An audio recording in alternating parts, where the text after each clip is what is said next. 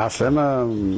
أنا نوار الضويوي، مسرحي تونسي متواجد الآن في الدورة الثانية للمهرجان الدولي للحوز بتحناوت إقليم مراكش دولة المغرب.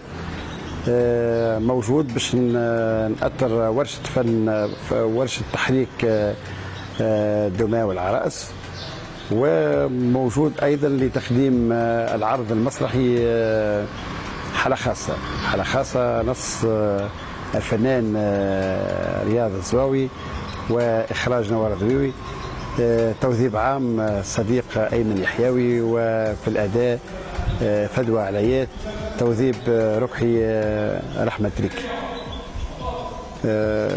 كما تعرف انه جل المهرجانات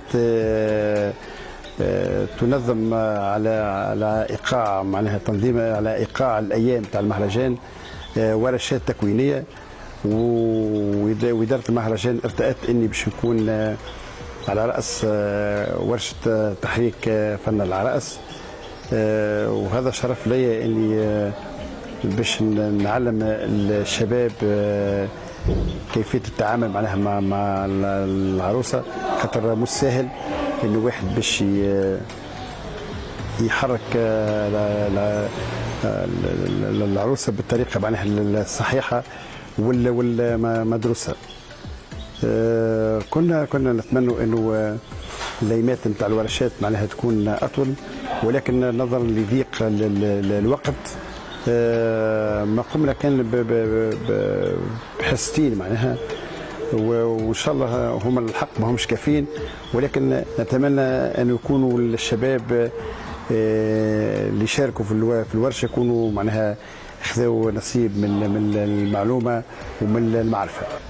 من بين المستفيدين من الورشه اللي كانت البارح واليوم، واللي استفدنا منها بزاف الحوايج اللي ما كناش عارفينهم، واللي كانت ما معروفاش سواء في هنايا في المنطقه ولا في المغرب كاع.